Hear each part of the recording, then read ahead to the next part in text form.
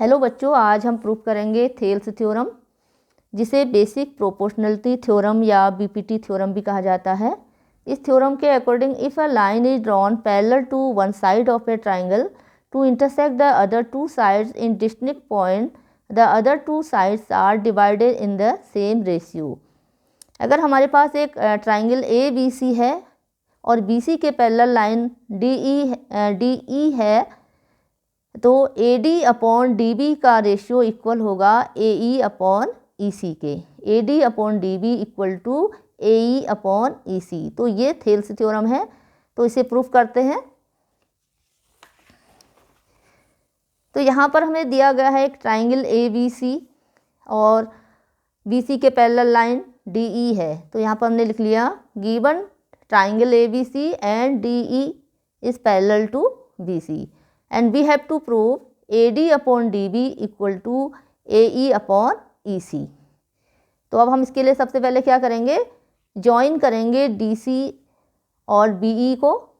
तो यहाँ पर मैंने लिखा है जॉइन BE एंड CD, और यहाँ पर ड्रॉ करेंगे परपेंडिकुलर E से परपेंडिकुलर EN और D से परपेंडिकुलर ड्रॉ करेंगे DM।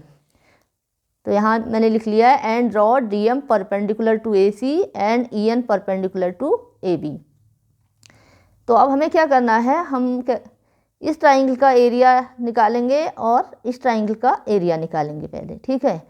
तो एरिया का जो फॉर्मूला होता है ट्राइंगल का, वो क्या होता है 1/2 बेस मल्टीप्लाई हाइट होता है, ठीक है। तो जैसे कि यहाँ पर ये इसका बेस है, तो इसकी जो हाइट होगी ऐसे परपेंडिकुलर डाल के हमें बनाना होगा इसमें। तो ये हो जाएगा इसका एरिया 1/2 बेस BC और परपेंडिकुलर हाइट AD हो जाएगा, ठीक है। अगर ट्राइंगल ऐसे दिया हुआ है तो हमें ऐसे बनाना पड़ेगा इसका परपेंडिकुलर। तो यहाँ पर BC मल्टीप्लाई AD 1/2 के, तो ऐसे इसका एरिया आ जाएगा, ठीक है। ऐसे ही यहाँ पर भी हमें करना होगा। तो ADE का एरिया कितना आ जाएगा, AD में बेस क्या है AD है, और परपेंडिकुलर क्या है इसका, हाइट क्या है इसका EN है, ठीक है। तो यहाँ पर हम लिख देंगे area of ADE 1/2 AD multiply AN, base multiply height, base multiply height. अब उसी तरीके से इस ट्राइंगल को हमें देखना है BDE को, BDE ये वाले ट्राइंगल को BDE, ठीक है। तो यहाँ पर एरिया क्या होगा, यहाँ पर इसका जो बेस है BD है और इसकी जो हाइट है EN है, ठीक है। BD इसका बेस है और EN इसकी हाइट है। तो फॉर्मूला क्या हो जाएगा एरिया का 1/2 BD multiply EN, base multiply height. तो यहाँ पर ये आ गया area of BDE 1/2 BD multiply EN।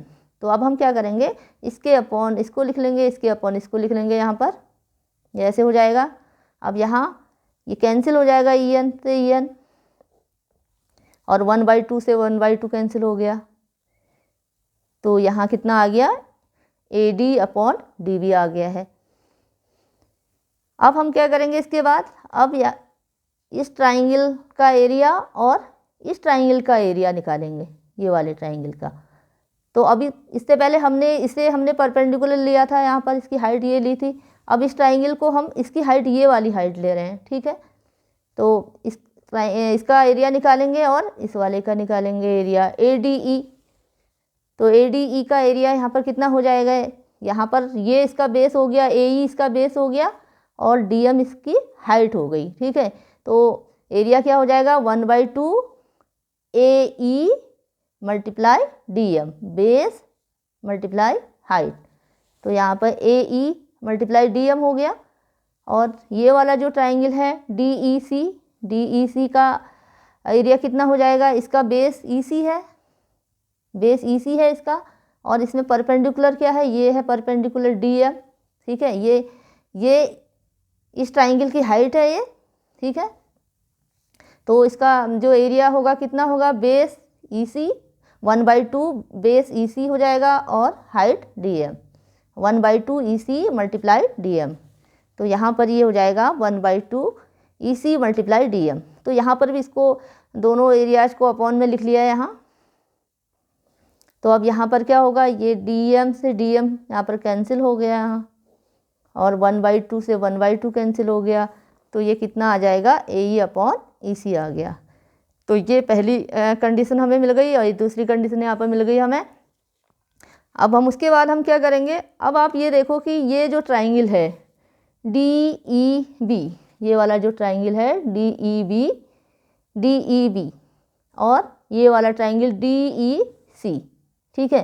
तो जो इनका ये क्या है, सेम बेस है इनका, ठीक है। ये बेस इसका है, इस वाले एरिया ट्राइंगल का बेस है, और DEC इसका भी बेस यही है, इसका भी बेस यही है इस वाले ट्राइंगल का। तो ये सेम बेस है इनका, ठीक है, सेम बेस है। और दोनों की जो दो पैरेलल लाइन DE और BC बने हुए हैं दोनों के बीच में। तो ये आपने क्लास 9th में पढ़ा था कि अगर सेम बेस है दो ट्राइंगल का और सेम पैरेलल लाइंस के बीच में वो बने हुए हैं तो उनका एरिया इक्वल होता है, ठीक है। तो यहाँ पर जो एरिया हो जाएगा DEB का एरिया इक्वल किसके बराबर होगा, DEC के बराबर हो जाएगा, ठीक है।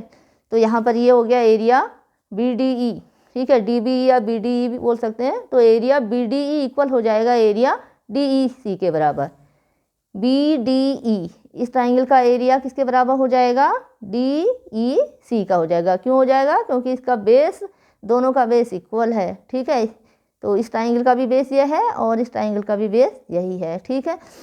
तो ये इक्वल हो जाएगा, तो यहाँ पर ये इक्वल हो जाएंगे, ठीक है। अब यहाँ देखो ये वाला है, यहाँ BDE और यहाँ DEC है। तो अभी हमने ये पढ़ लिया है कि ये दोनों इक्वल हैं, तो ये इक्वल हो जाएगा, इस इक्वल के हो जाएगा। तो इसका जो लेफ़्ट साइड है, इस कंडीशन का लेफ़्ट साइड है area of ADE upon area BDE, और इसका भी जो लेफ़्ट साइड है ये दोनों इक्वल हो जाएंगे, क्योंकि ये जो है इसके इक्वल हो गया है, ठीक है।